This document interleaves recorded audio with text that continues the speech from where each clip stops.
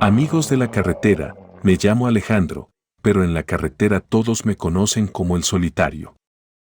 Tengo 44 años y llevo 20 años manejando por las carreteras de México y Centroamérica. Mi camión se llama Sangre y Honor, es un Iveco Stralis del 2019 y ha sido mi único compañero fiel durante estos años de soledad que elegí después de que la vida me golpeó muy duro. La historia que les voy a contar pasó hace un mes, en una tarde calurosa de junio, en la carretera federal 180 que va de Veracruz hacia Tampico. Lo que vi esa tarde despertó algo en mí que creía que había muerto para siempre, el instinto de proteger a alguien indefenso, sin importar las consecuencias. Encontré a una mujer corriendo desesperadamente por la carretera, huyendo de un motociclista que la perseguía con intenciones que claramente no eran buenas. Lo que decidí hacer en ese momento cambió no solo su vida, sino también la mía, y me enseñó que a veces el destino nos pone pruebas para ver si todavía tenemos corazón. ¿Alguna vez te has encontrado en una situación donde sabías que tenías que actuar, aunque fuera peligroso? ¿Has sentido que Dios te pone en el lugar correcto en el momento exacto para ayudar a alguien?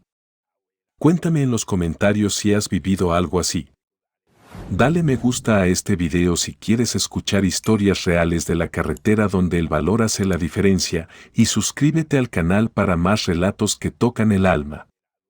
Era como las 4:30 de la tarde de un martes, 18 de junio cuando venía yo manejando mi Iveco por la carretera federal 180 entre Veracruz y Tampico, con una carga de maquinaria industrial que tenía que entregar en Altamira antes del viernes. El calor estaba insoportable, como siempre pasa en esa zona durante el mes de junio, y tenía el aire acondicionado de mi Stralis trabajando a todo lo que daba. Llevaba manejando desde las 6 de la mañana, había salido del puerto de Veracruz después de recoger la carga y tenía planeado llegar a Tampico antes de que anocheciera. Era una ruta que conocía muy bien, la había hecho cientos de veces en mis 20 años como camionero, pero esa tarde algo en el ambiente se sentía diferente, como si hubiera una tensión extraña en el aire. La carretera estaba medio vacía, solo se veían algunos carros particulares y de vez en cuando otro tráiler como el mío. El paisaje era el típico de esa zona, mucho monte, pequeños pueblitos a lo lejos, y ese calor húmedo que te pega en la cara como una cachetada cada vez que abres la ventana. De repente, a unos 500 metros adelante, vi algo que me llamó mucho la atención. Una mujer estaba corriendo por el acotamiento de la carretera, corría muy rápido y se veía desesperada, como si estuviera huyendo de algo muy malo. Llevaba puesto un vestido azul que se veía sucio y roto, iba descalza, y su cabello largo volaba por el viento mientras corría. Lo que más me alarmó fue que detrás de ella, como a unos 200 metros, venía una motocicleta grande, una de esas Harley Davidson cromadas que hacen mucho ruido. El motociclista iba despacio, siguiéndola como si fuera un depredador acechando a su presa. No la alcanzaba porque quería, pero era obvio que la estaba persiguiendo. Inmediatamente reduje la velocidad de mi Stralis para ver mejor qué estaba pasando. La mujer se veía joven, como de 30 años, y estaba completamente aterrorizada. Cada vez que volteaba hacia atrás y veía la motocicleta, corría más rápido, pero ya se notaba que estaba agotada. Sus piernas le temblaban y casi se tropezaba con cada paso. El motociclista era un hombre grande, vestido completamente de negro, con casco negro y lentes oscuros. Manejaba su Harley con una actitud arrogante, como si estuviera disfrutando la persecución.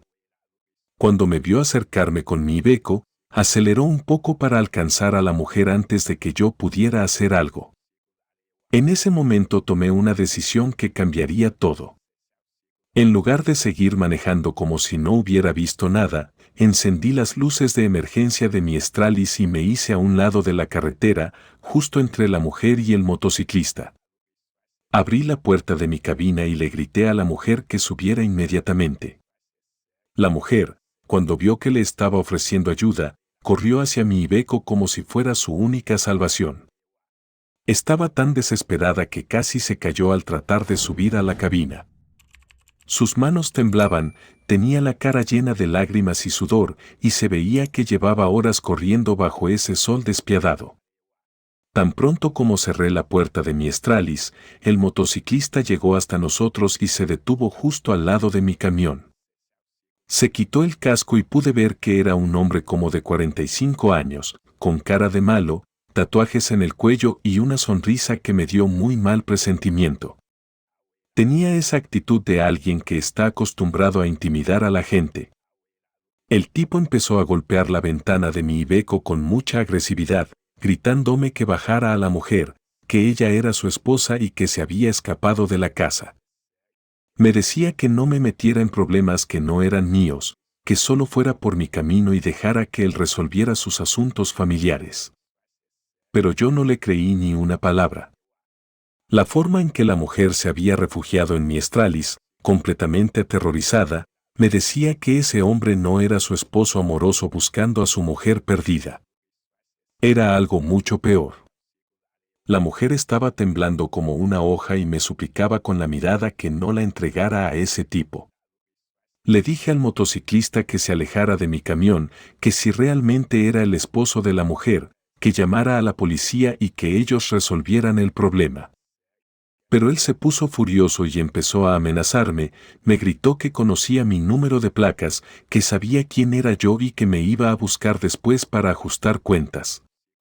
La mujer, con voz muy baja y temblorosa, me dijo que se llamaba Elena y que ese hombre no era su esposo, sino alguien que la había secuestrado 3 días atrás cuando iba saliendo de su trabajo en Jalapa. Me contó que había logrado escaparse esa mañana de un lugar donde la tenían encerrada, y que había estado corriendo y caminando por horas tratando de llegar a algún lugar seguro. Elena me explicó que el hombre se llamaba Ricardo y que era parte de una banda que se dedicaba a secuestrar mujeres para venderlas. Me dijo que durante los 3 días que estuvo prisionera había visto a otras mujeres en la misma situación, todas jóvenes, todas desesperadas por escapar. Me suplicó que no la entregara, porque sabía que si regresaba con él, nunca más la iban a volver a ver. Mientras Elena me contaba su historia, Ricardo seguía golpeando mi ventana y gritando amenazas. En un momento dado sacó una pistola y me la enseñó, diciéndome que tenía 10 segundos para bajar a la mujer o que iba a disparar contra las llantas de mi Stralis y después iba a subir a sacarla por la fuerza. En ese momento me di cuenta de que estaba en una situación muy peligrosa, pero también supe que no podía entregarle esa mujer a ese criminal. Durante mis 20 años en la carretera había visto mucha maldad, mucha injusticia, pero siempre había seguido mi camino sin meterme. Esta vez era diferente. Esta vez no podía simplemente dar la vuelta y pretender que no había visto nada. Tomé la decisión más valiente de mi vida. Encendí el motor de mi Stralis, puse primera velocidad y le dije a Elena que se agarrara fuerte porque íbamos a salir de ahí inmediatamente. Ricardo, cuando vio que no le iba a hacer caso, se montó rápidamente en su motocicleta y empezó a seguirnos mientras gritaba que nos iba a alcanzar.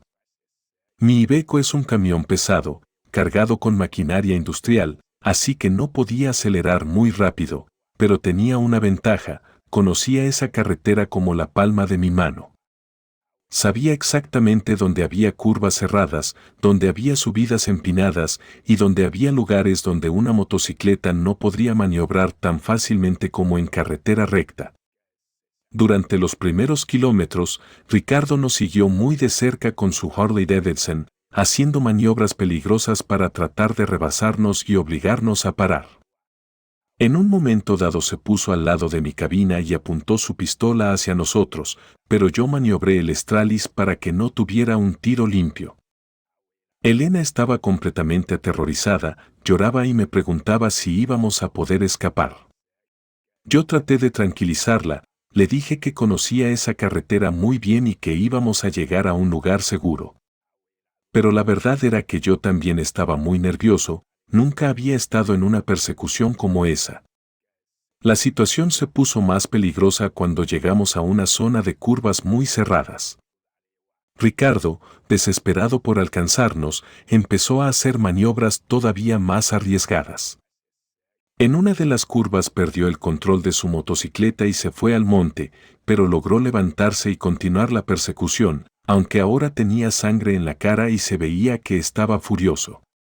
Le expliqué a Elena mi plan: íbamos a llegar al pueblo de Poza Rica, que estaba como a 30 kilómetros adelante, y ahí nos íbamos a refugiar en la estación de policía federal que había en la entrada del pueblo. Conocía a algunos comandantes de esa estación porque había parado ahí muchas veces durante mis viajes. Pero Elena me contó algo que me heló la sangre. Me dijo que Ricardo tenía contactos en la policía local, que por eso había podido operar su banda durante tanto tiempo sin que lo arrestaran. Me explicó que durante su cautiverio había escuchado conversaciones donde mencionaban a policías que trabajaban con ellos, que les avisaban cuando había operativos y que los protegían a cambio de dinero. Esa información cambió completamente mi plan. Ya no podía confiar en la policía local, tenía que buscar otra alternativa. Se me ocurrió algo: tenía el número de teléfono de un hermano franciscano, el padre Antonio, que trabajaba en un santuario cerca de Tampico ayudando a víctimas de secuestro y trata de personas. Había conocido al padre Antonio años atrás cuando ayudé a transportar donaciones para su santuario. Mientras seguíamos huyendo con Ricardo pisándonos los talones, llamé al padre Antonio desde mi celular. Le expliqué rápidamente la situación y él inmediatamente me dijo que fuera directo al santuario, que ya iba a tener gente esperándonos y que iba a contactar con la Policía Federal de confianza para que nos ayudara. El padre Antonio me dio las indicaciones exactas de cómo llegar al santuario por carreteras secundarias, evitando los lugares donde Ricardo podría tener cómplices esperándonos. Era un camino más largo y difícil, pero era más seguro que seguir por la carretera principal donde nos podrían emboscar. Tomé la desviación hacia las carreteras secundarias que me había indicado el padre Antonio, y por primera vez en esa persecución sentí que teníamos una oportunidad real de escapar. Mi Strali se comportó perfecto en esos caminos de terracería, y yo conocía muy bien ese tipo de terreno por todos mis años manejando por rutas difíciles. Ricardo, con su Harley Davidson, empezó a tener problemas en la terracería. Su motocicleta estaba diseñada para carretera pavimentada, no para caminos de monte. Comenzó a rezagarse, especialmente en las subidas empinadas donde mi Iveco tenía ventaja por su potencia y tracción. Elena, viendo que estábamos ganando distancia, empezó a contarme más detalles de lo que había vivido durante su secuestro. Me explicó que la banda de Ricardo operaba desde una casa abandonada cerca de Jalapa, donde tenían encerradas a por lo menos 8 mujeres más, todas jóvenes, todas secuestradas para ser vendidas a redes de trata de personas. Me contó que había logrado escapar porque una de las otras prisioneras, una muchacha de apenas 17 años llamada Sofía, había creado una distracción atacando a uno de los guardias. Durante la confusión, Elena había logrado salir por una ventana rota y correr hacia la carretera. Pero había tenido que dejar a Sofía y a las otras mujeres atrás, y eso la tenía destrozada de culpa. Elena me suplicó que cuando estuviéramos a salvo, fuéramos a la Policía Federal para denunciar la ubicación de esa casa y rescatar a las otras mujeres. Me dijo que no podía vivir sabiendo que ellas seguían sufriendo mientras ella había logrado escapar. Su valor y su preocupación por las otras víctimas me hicieron admirar su fortaleza de espíritu. Durante el viaje, también me contó sobre su vida normal. Era contador público, trabajaba en una empresa de Jalapa, tenía 32 años y vivía sola después de un divorcio difícil. El día que la secuestraron había sido un día normal, había salido de su oficina como siempre, pero nunca llegó a su casa.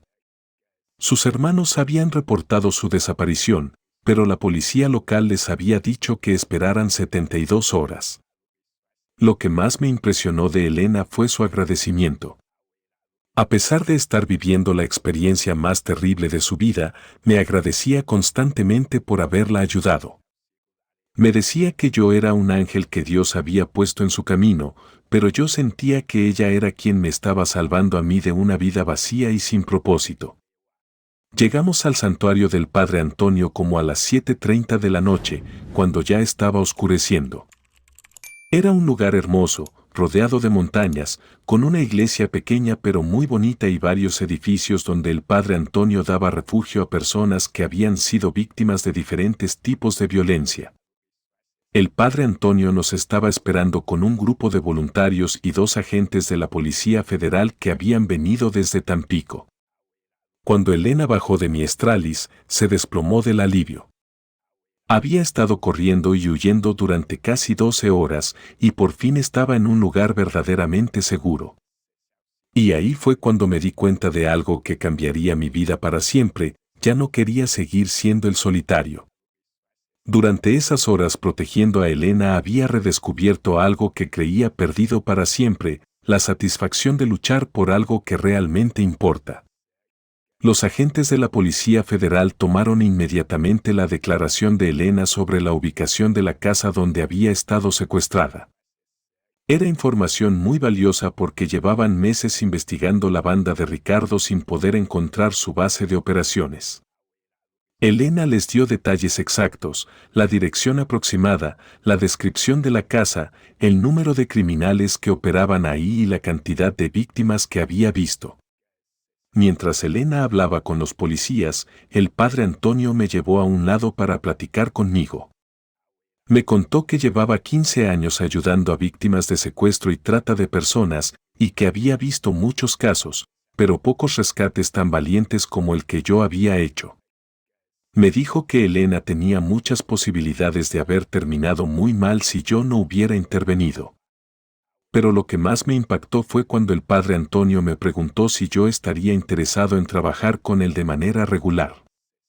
Me explicó que su organización necesitaba personas como yo, camioneros con experiencia en las carreteras, que pudieran servir como una red de rescate y protección para víctimas que lograban escapar de sus secuestradores. Me contó sobre otros casos donde camioneros habían sido clave para salvar vidas, mujeres que escapaban de violencia doméstica, niños perdidos, personas que huían de bandas criminales. Me dijo que mi conocimiento de las carreteras, mi experiencia manejando en situaciones difíciles y mi camión podían ser herramientas muy poderosas para ayudar a gente que no tenía a dónde ir. La propuesta del Padre Antonio me emocionó mucho, pero también me daba un poco de miedo. Durante 20 años había vivido evitando problemas, manejando mi Iveco de ciudad en ciudad sin involucrarme demasiado en la vida de nadie. Ayudar a Elena había sido instintivo, pero convertirme en alguien que regularmente se metía en situaciones peligrosas para salvar a otros era un cambio muy grande.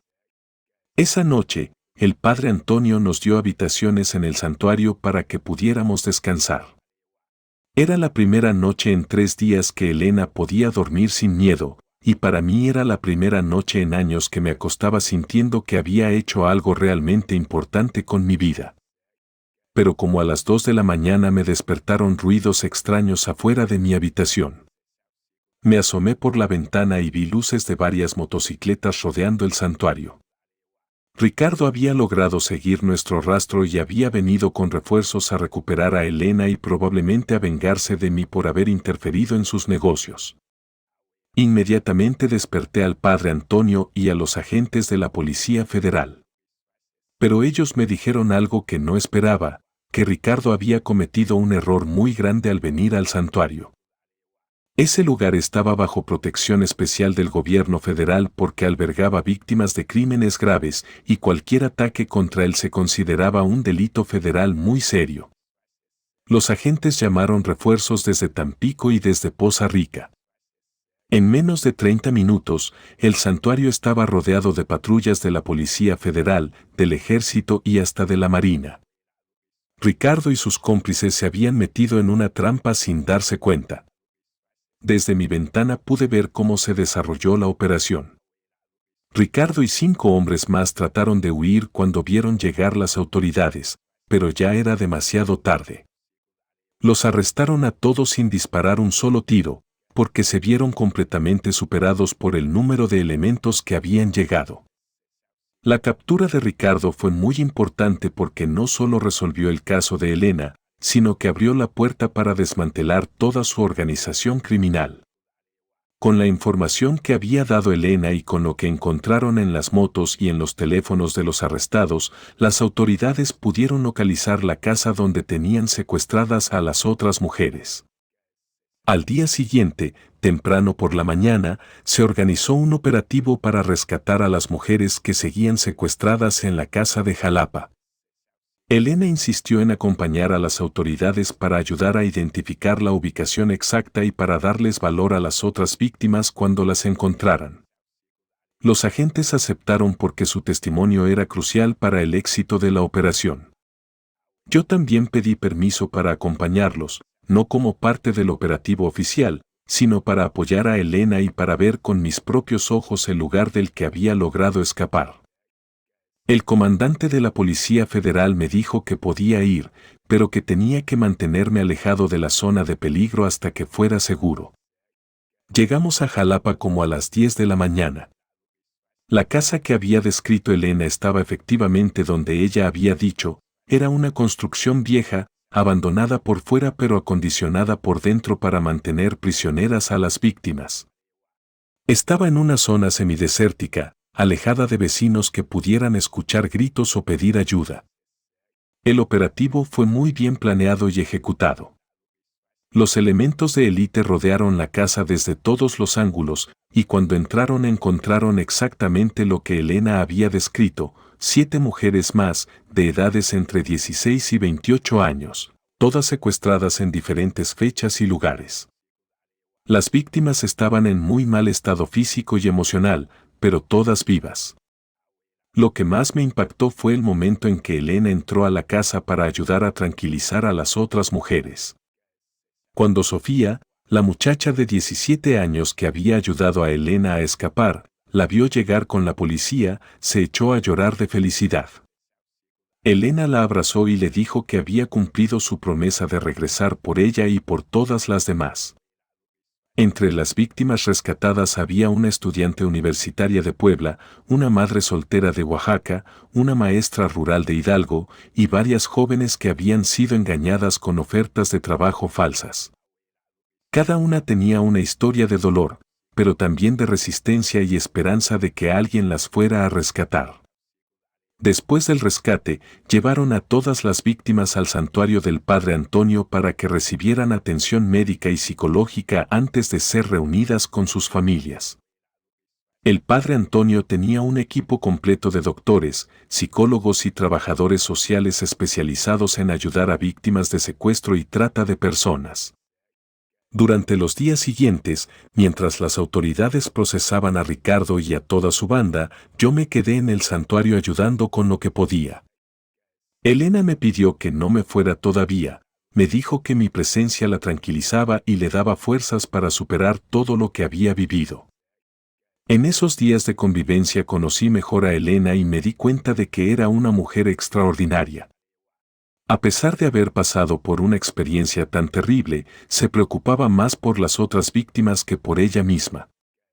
Ayudaba a las más jóvenes, les daba consejos, las consolaba cuando tenían pesadillas, y siempre tenía palabras de esperanza para todas.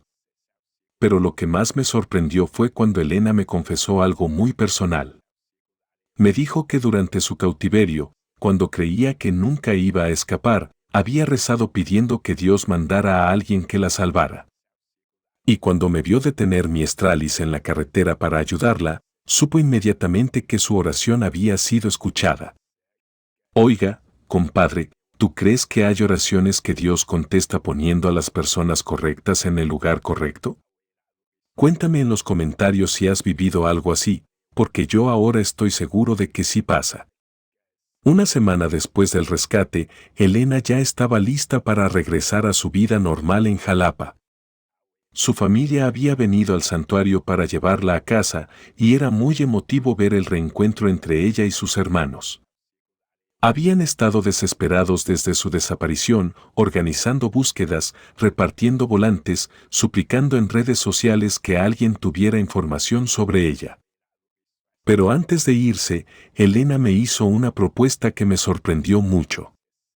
Me pidió que considerara mudarme a Jalapa y trabajar con ella y con su familia en un proyecto nuevo, crear una empresa de transporte especializada en ayudar a víctimas de diferentes tipos de violencia. La idea era usar camiones como el mío para rescates de emergencia y para transportar víctimas a lugares seguros. Elena me explicó que durante su experiencia había aprendido que muchas víctimas de secuestro, violencia doméstica y trata de personas no tenían forma de escapar porque no tenían transporte seguro para llegar a lugares donde pudieran recibir ayuda. Su propuesta era revolucionaria: crear una red de camioneros especialmente entrenados para servir como ángeles guardianes en las carreteras. La idea me emocionó mucho, pero también me daba miedo dejar mi vida de siempre. Durante 20 años había sido el solitario, manejando mi Iveco sin compromisos con nadie, sin responsabilidades más allá de entregar mi carga a tiempo. Convertirme en alguien que regularmente arriesgara su vida para salvar a otros era un cambio muy grande. El padre Antonio, cuando se enteró de la propuesta de Elena, inmediatamente me dijo que era una idea brillante.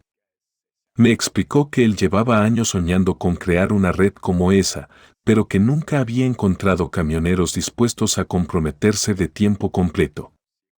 Me dijo que mi experiencia con Elena había demostrado que yo tenía las habilidades y el corazón necesarios para ese trabajo. Pero lo que terminó de convencerme fue una conversación que tuve con Sofía, la muchacha de 17 años que había ayudado a Elena a escapar. Ella me contó que durante su cautiverio había perdido la fe en que existiera gente buena en el mundo, pero que cuando me vio arriesgar mi vida para salvar a Elena, había recuperado la esperanza en la humanidad. Sofía me pidió que siguiera salvando a más personas como Elena, porque sabía que había muchas otras víctimas como ella esperando que alguien fuera lo suficientemente valiente para ayudarlas. Me dijo que mi Stralis podía ser como una ambulancia, pero en lugar de salvar vidas médicamente, las salvaría de situaciones de peligro y violencia. Durante esos días de reflexión, también recibí visitas muy especiales. Vinieron al santuario las otras víctimas que habían sido rescatadas de la casa de Jalapa, junto con sus familias, para agradecer mi participación en la operación. Cada una tenía una historia diferente, pero todas tenían algo en común: me veían como un héroe, aunque yo no me sentía así. La madre soltera de Oaxaca me trajo a su hija de 8 años para que me conociera. La niña me abrazó y me dijo que yo era el señor camionero que había salvado a su mamá. En ese momento me quebré completamente, porque me di cuenta de que mi decisión de ayudar a Elena no solo había salvado a una persona, sino a familias enteras que habían recuperado a sus seres queridos. La maestra rural de Hidalgo me contó que gracias a mi intervención había podido regresar a su escuelita en la montaña, donde 25 niños la estaban esperando para continuar sus clases. Me dijo que les había contado la historia del camionero valiente que no había permitido que los malos se salieran con la suya. Todas esas historias, todos esos agradecimientos, toda esa gratitud de gente que había recuperado su libertad y su dignidad gracias a mi decisión, me hicieron entender que tenía que cambiar mi vida completamente. Tomé la decisión más importante de mi vida: acepté la propuesta de Elena de trabajar juntos en el proyecto de rescate y protección. Vendí mi ruta comercial, me mudé a Jalapa, y junto con Elena y el padre Antonio comenzamos a crear lo que llamamos Red de Caminos Seguros, una organización dedicada a usar el transporte pesado para operaciones de rescate y protección. Elena consiguió financiamiento del gobierno estatal y de organizaciones internacionales de derechos humanos. Con ese dinero compramos más camiones, contratamos camioneros especialmente seleccionados y entrenamos a todo el equipo en técnicas de rescate, primeros auxilios y protección a víctimas. Mi Stralis se convirtió en la unidad líder de toda la operación. Los primeros meses fueron difíciles porque estábamos aprendiendo sobre la marcha. Cada rescate era diferente, cada situación requería estrategias distintas y muchas veces nos encontrábamos en situaciones peligrosas que no habíamos previsto. Pero poco a poco fuimos perfeccionando nuestros métodos y creando protocolos de seguridad. En nuestro primer mes oficial de operaciones rescatamos a 12 personas, mujeres que huían de violencia doméstica, menores de edad que habían escapado de redes de explotación, migrantes que habían sido abandonados por coyotes y familias enteras que huían de amenazas de muerte por parte de bandas criminales. Cada rescate era una historia diferente, pero todos tenían algo en común, eran personas desesperadas que necesitaban transporte inmediato y seguro para llegar a lugares donde pudieran recibir protección.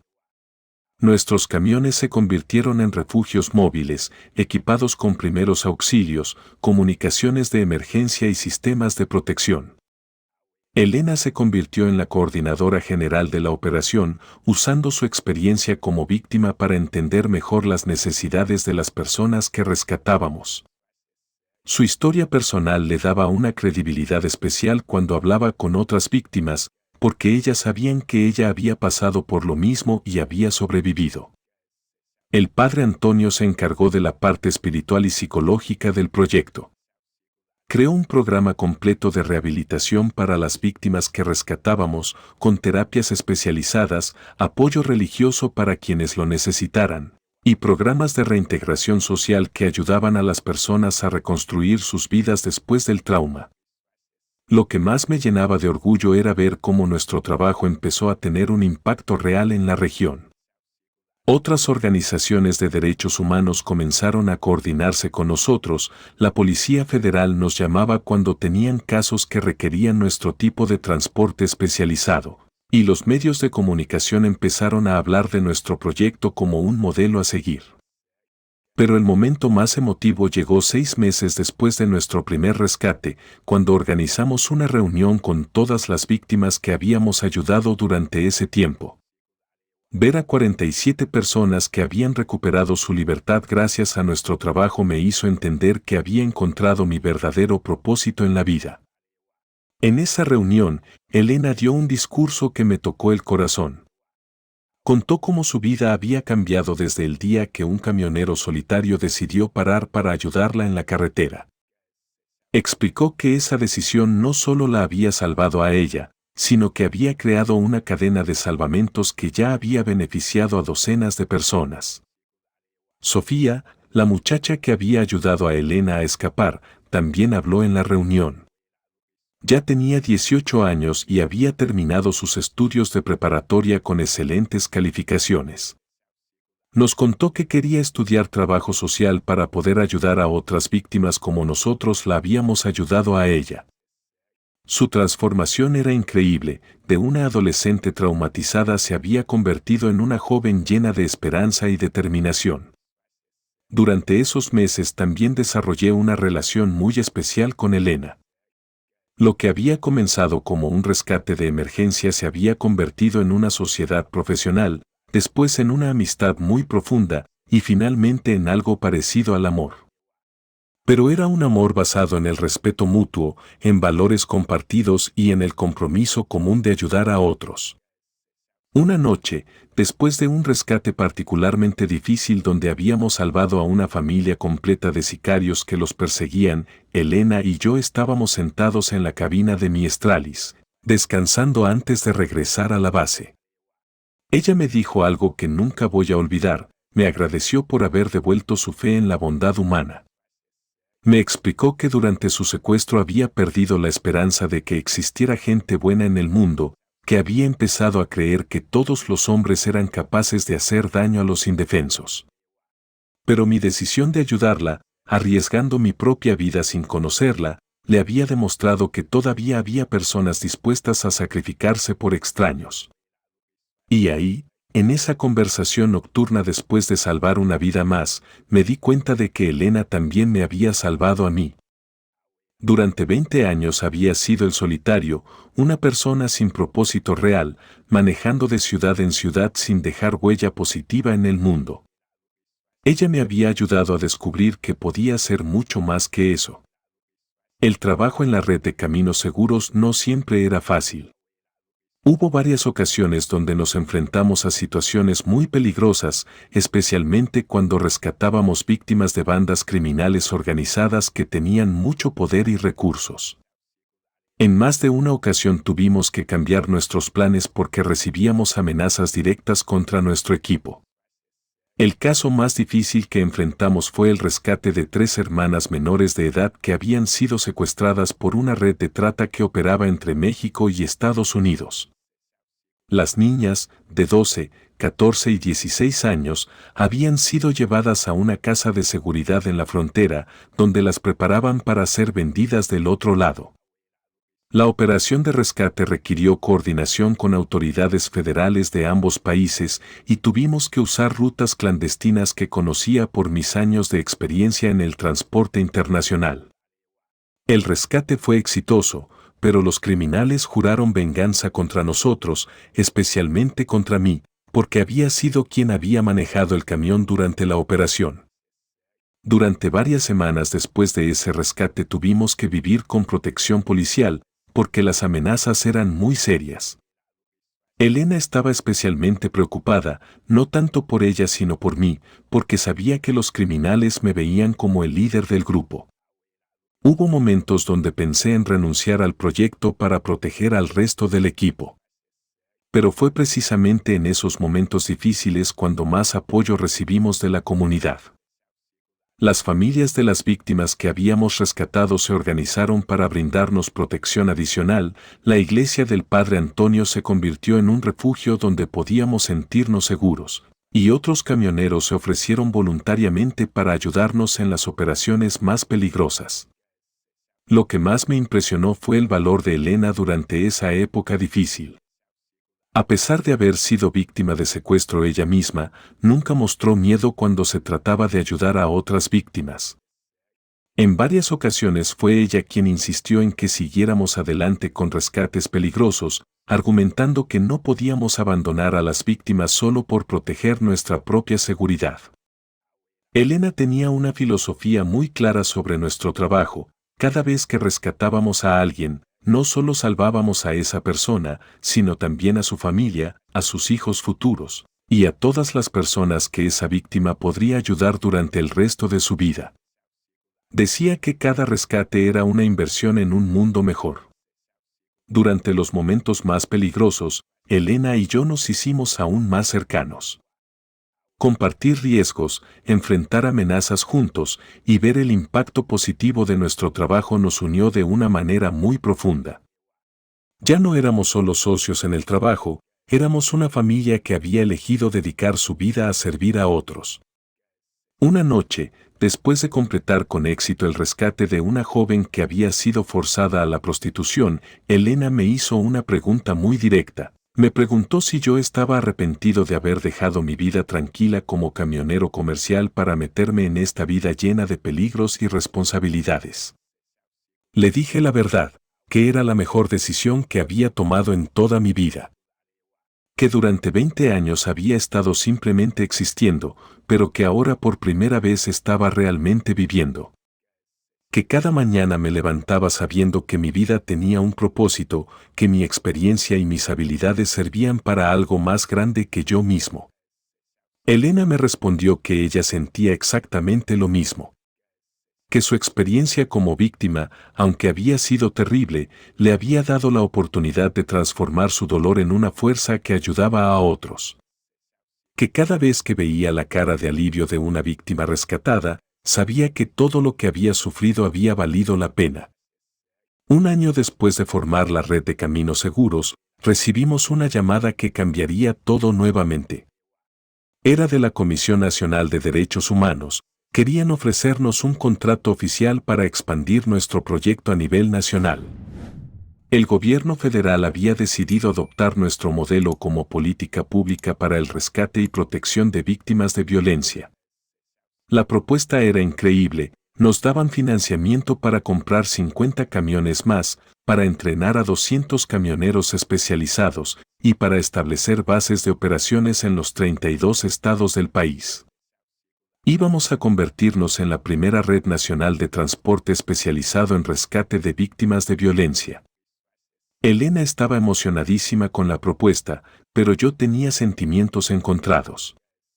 Por un lado me daba mucho orgullo que nuestro proyecto fuera reconocido a nivel nacional, Pero por otro lado me daba miedo que al hacernos tan grandes perdiéramos el toque personal y humano que había caracterizado nuestro trabajo hasta ese momento.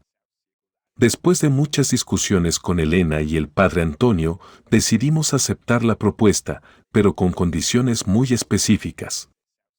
Queríamos mantener control total sobre la selección y entrenamiento de los camioneros, queríamos que cada base estatal tuviera apoyo psicológico especializado, y queríamos que las víctimas nunca fueran tratadas como números o estadísticas.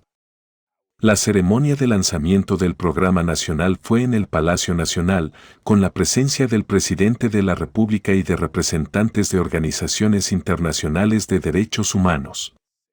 Elena dio un discurso increíble donde contó nuestra historia desde aquel día en la carretera federal 180 cuando yo decidí pararme para ayudarla. Lo que más me emocionó de ese día fue ver a todas las víctimas que habíamos rescatado durante nuestro primer año de operaciones.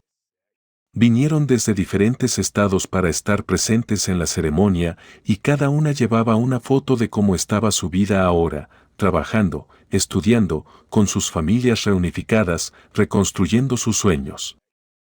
Sofía, la muchacha que había ayudado a Elena a escapar, ya estaba estudiando trabajo social en la Universidad Veracruzana. Vino a la ceremonia con su uniforme de estudiante y me abrazó muy fuerte.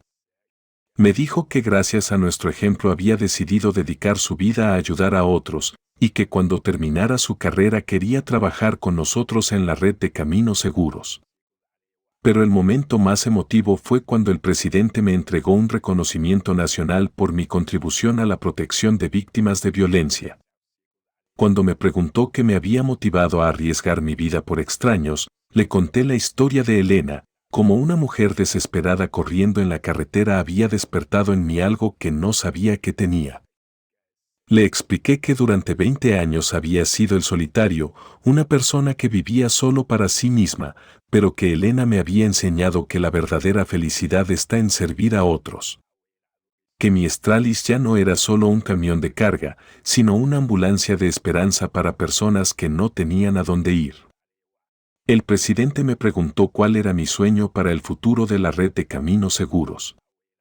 Le dije que soñaba con un México donde ninguna víctima de violencia tuviera que correr desesperadamente por una carretera esperando que alguien se detuviera para ayudarla. Donde hubiera camioneros ángeles en cada ruta, listos para tender la mano cuando alguien más lo necesitara. Después de la ceremonia, Elena y yo regresamos a Jalapa en mi Stralis, el mismo camión donde había comenzado todo. Durante el viaje me confesó algo que me llenó el corazón. Me dijo que se había enamorado de mí, no solo como hombre, sino como el ejemplo de bondad que me había convertido para ella. Elena y yo nos casamos 6 meses después, en una ceremonia muy sencilla pero muy emotiva en el santuario del Padre Antonio. Fue una boda muy especial porque entre los invitados estaban todas las víctimas que habíamos rescatado durante nuestros 2 años de trabajo, junto con sus familias. Era como una gran reunión de una familia que había sido formada por el dolor, pero unida por la esperanza. Sofía fue nuestra madrina y en su discurso durante la recepción dijo algo que nos hizo llorar a todos. Explicó que nuestro matrimonio representaba la victoria del amor sobre la violencia, de la esperanza sobre el miedo, de la solidaridad sobre la indiferencia. Que éramos la prueba de que de las situaciones más terribles pueden nacer las cosas más hermosas. Durante nuestra luna de miel, que pasamos recorriendo México en mi Stralis visitando todas las bases de la red de Caminos Seguros, Elena me propuso algo que cambiaría nuestras vidas nuevamente. Quería que adoptáramos a algunos de los menores de edad que habíamos rescatado y que no tenían familias que pudieran cuidarlos adecuadamente. La idea me emocionó mucho porque durante nuestro trabajo habíamos conocido varios casos de niños y adolescentes que habían sido víctimas de trata o explotación, y que después del rescate no tenían hogares estables donde vivir. Elena había desarrollado una relación muy maternal con varios de ellos, especialmente con una niña de 10 años llamada Esperanza. Esperanza había sido rescatada de una red de explotación infantil cuando tenía 8 años y durante 2 años había vivido en diferentes casas hogar sin lograr adaptarse completamente. Tenía traumas muy profundos por todo lo que había vivido, pero con Elena había desarrollado una confianza especial. La niña decía que Elena era como un ángel que la entendía porque también había sufrido. El proceso de adopción fue complicado porque las autoridades tenían muchas dudas sobre si una pareja que se dedicaba a trabajo de alto riesgo podía brindar la estabilidad que necesitaba una niña traumatizada. Pero Elena y yo demostramos que nuestro trabajo nos había enseñado exactamente lo que Esperanza necesitaba: paciencia, comprensión y amor incondicional. Cuando finalmente nos aprobaron la adopción, Esperanza se mudó a vivir con nosotros en una casa que compramos en Jalapa, cerca de la base principal de operaciones de la red de Caminos Seguros. La niña se adaptó increíblemente bien a nuestra familia, y poco a poco empezó a sanar de sus traumas gracias al amor y la estabilidad que le brindamos. Lo que más me conmovía era ver cómo Esperanza había heredado el espíritu de servicio de Elena. A pesar de ser solo una niña, siempre quería ayudar cuando llegaban víctimas nuevas al centro de rehabilitación. Les daba sus juguetes, les preparaba dibujos de bienvenida, y les contaba su propia historia para darles esperanza de que ellas también podían superarlo todo. Elena resultó ser una madre increíble. Aplicaba con Esperanza la misma paciencia y comprensión que había aprendido trabajando con víctimas adultas, pero con el amor especial que solo una madre puede dar. Varias noches me despertaba y las encontraba a las dos abrazadas después de que Esperanza había tenido pesadillas, con Elena consolándola y recordándole que ahora estaba segura para siempre. 2 años después de adoptar a Esperanza, Elena y yo tomamos otra decisión importante: expandir nuestra familia adoptando a 2 hermanos adolescentes, Miguel de 14 años y Andrea de 16, que habían sido rescatados de trabajo forzado en campos agrícolas. Los hermanos habían estado separados durante su cautiverio y habían sufrido mucho, pero juntos formamos una familia muy unida. La red de Caminos Seguros siguió creciendo y mejorando. En 3 años de operación nacional rescatamos a más de 2,000 víctimas de diferentes tipos de violencia. Nuestro modelo fue adoptado por otros países de Latinoamérica y organizaciones internacionales nos invitaron a entrenar camioneros en Guatemala, El Salvador y Honduras. Han pasado 5 años desde aquella tarde cuando vi a Elena corriendo desesperadamente por la carretera federal 180, huyendo de Ricardo en su motocicleta. 5 años desde que tomé la decisión que cambió mi vida para siempre, de tener mi Stralis para ayudar a una desconocida en peligro. Ahora, mientras escribo esta historia en la oficina de la red de Caminos Seguros, rodeado de fotos de todas las víctimas que hemos rescatado, puedo decir con certeza que esa fue la mejor decisión de toda mi vida. Ya no soy el solitario. Ahora soy esposo, padre adoptivo, coordinador nacional de rescates y, sobre todo, una persona que encontró su verdadero propósito en la vida. Elena se convirtió en la directora general de la red de Caminos Seguros, y bajo su liderazgo hemos expandido nuestros servicios para incluir no solo rescates de emergencia, sino también programas de prevención, rehabilitación a largo plazo y reintegración social para víctimas. Su historia personal sigue siendo una inspiración para todas las víctimas que llegan buscando ayuda. Nuestros hijos adoptivos han prosperado de maneras increíbles. Esperanza, que ahora tiene 15 años, es una estudiante excelente que quiere estudiar psicología para trabajar con niños víctimas de trauma. Miguel terminó la preparatoria con honores y está estudiando mecánica automotriz porque dice que quiere mantener los camiones de rescate en perfecto estado. Andrea se graduó de preparatoria y está estudiando Derecho porque quiere ser defensora de víctimas. La red de Caminos Seguros ha rescatado hasta ahora más de 5,000 víctimas en México y Centroamérica. Tenemos 200 camioneros especializados, 50 bases de operación y convenios de cooperación con organizaciones de 15 países. Mi Stralis original sigue siendo la unidad líder y aunque ya tiene más kilómetros y algunas cicatrices de operaciones difíciles, sigue corriendo fuerte como el primer día. El programa ha sido tan exitoso que la Organización de las Naciones Unidas nos otorgó un reconocimiento internacional por nuestra contribución a la lucha contra la trata de personas y la violencia de género.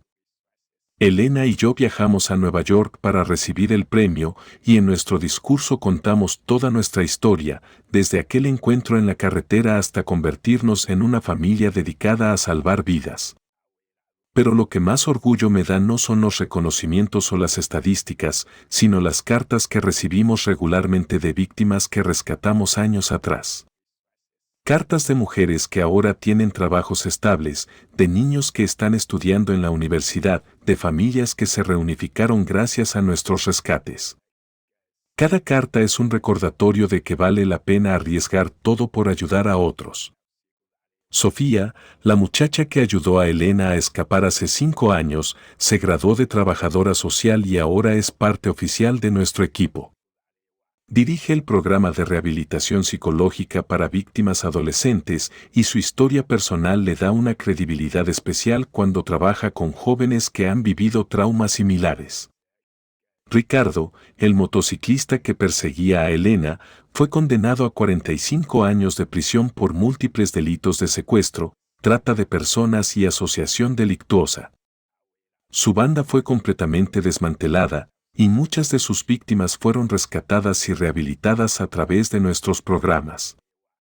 La justicia al final se hizo, aunque tardó en llegar. Cada vez que manejo mi Stralis por las carreteras de México, ya no busco solo cumplir una misión de rescate específica.